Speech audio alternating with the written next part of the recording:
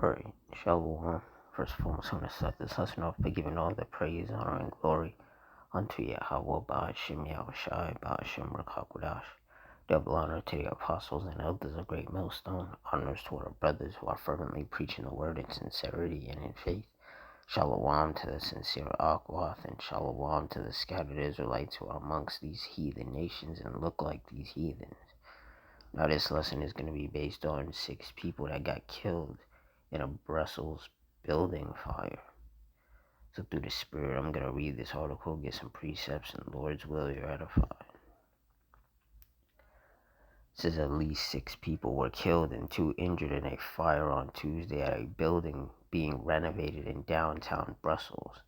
Authorities in the Belgian capital said that their bodies had been found in an elevator at the site.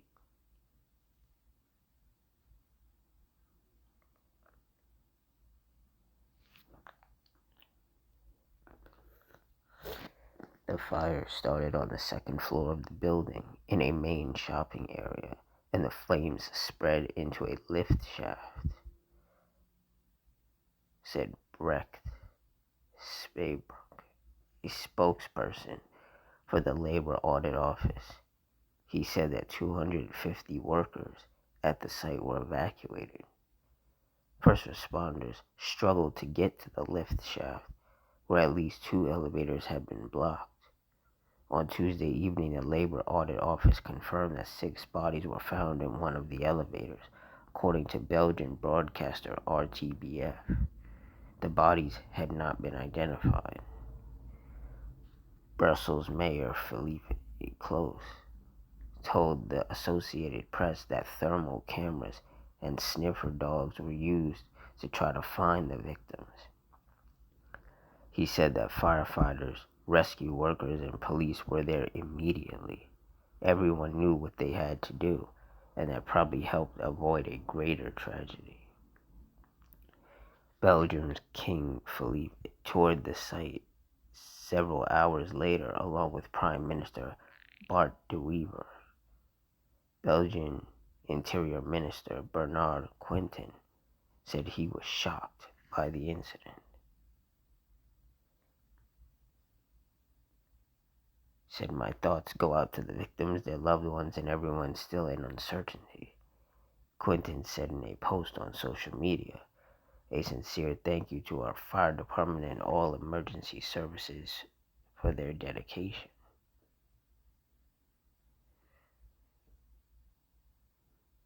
Yeah, but the Lord has been bringing a lot of fiery judgment lately. Psalms 9 and 16. The Lord Yahweh is known by the judgment which he executeth. The wicked is snared in the work of his own hands. Higgaion Selah. And that's right. The Heavenly Father is known by his judgments. And this fire was judgment. And it resulted in 6 people being killed.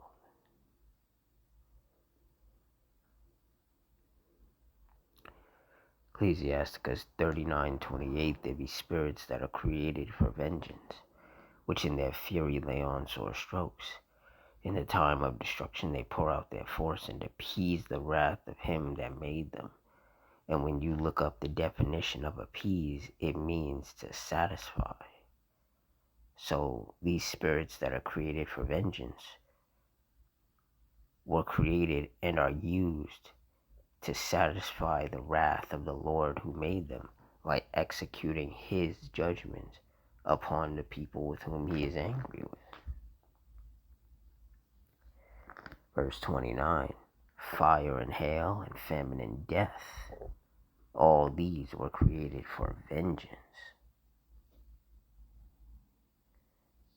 Teeth of wild beasts and scorpions, serpents and the sword, punishing the wicked to destruction. And those 6 people who died in that elevator, they were punished to destruction. And the Lord used his spirit of vengeance in the form of fire to execute that judgment.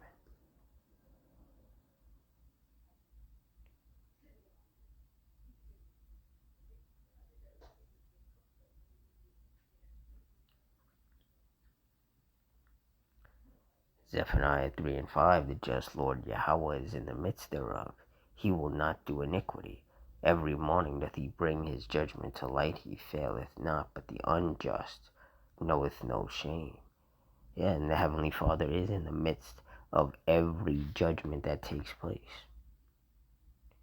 Every fire, every storm, every tempest, every earthquake, every shooting, every stabbing, every animal attack, every car crash, every plane crash, every boat capsize, every volcano eruption, every, famine, every power outage, every virus or disease that's unleashed.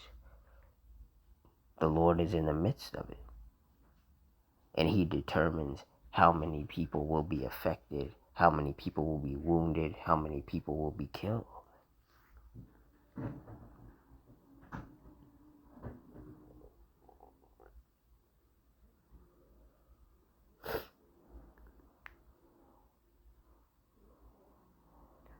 A lot of people don't understand that life and death is in the hand of the Lord. Deuteronomy 32:39. See now that I, even I am he, and there is no power with me. I kill, and I make alive. I wound, and I heal. Neither is there any that can deliver out of my hand.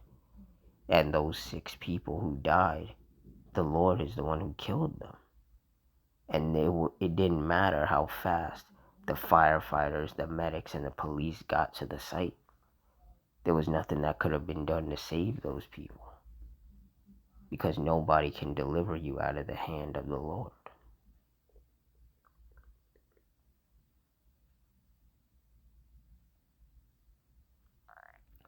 1 Samuel 2 and 6. The Lord Yahweh killeth and maketh alive. He bringeth down to the grave and bringeth up. Yeah, so for all the people that will try to brush this off and say, oh, it was just an accident. Like, no, it wasn't. That was the judgment of the Heavenly Father. So it happened on purpose, because that's what the Lord wanted.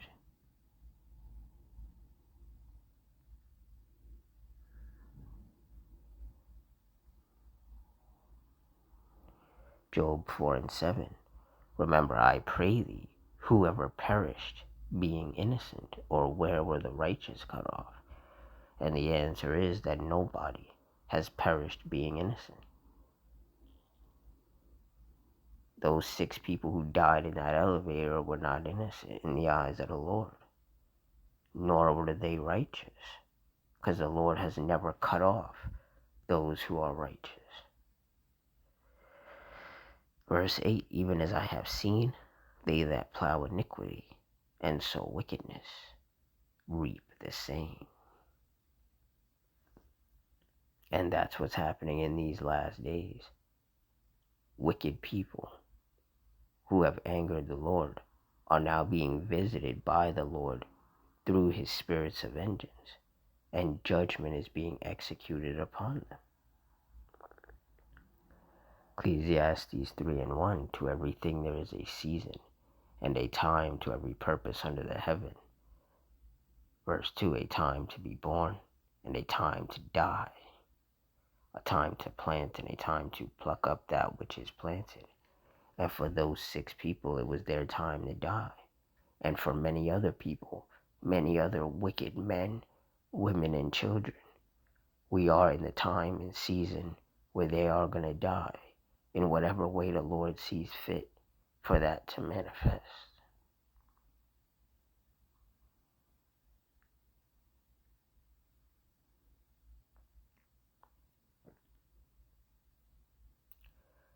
Hebrews 10 and 31. It is a fearful thing to fall into the hands of the living power. And that's right, because those people who died, they didn't know they were going to die. Well, probably not until a certain point where they realized that there was no escape. But there was nowhere for them to go. They were trapped.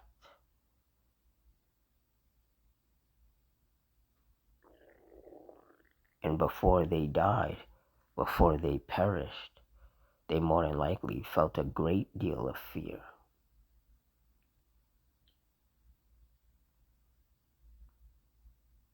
And this is why the men of the Lord are constantly saying, examine yourself.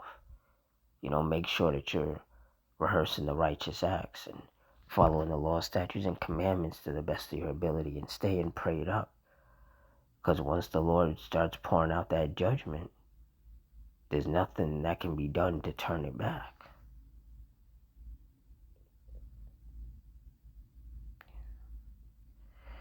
Well, with that, I'm going to wrap it up here. Closing, I want to give all the praise, honor, and glory unto Yahweh, Ba'ashem, Yahushai, Ba'ashem, Rakakwadash. The water Yahweh, Ba'ashem, Yahushai, for putting the spirit on me to do this lesson. Double honors to the apostles and elders of Great Millstone. Honors to all the brothers who are fervently preaching the word in sincerity and in faith. Shalom to the sincere Aquath, and shalom to the scattered Israelites who are amongst these heathen nations and look like these heathens. I hope you all stay strong, stay safe, stay fervent, stay circumspect, stay prayed up, and Adawan Ratazah. Till next time, shalom.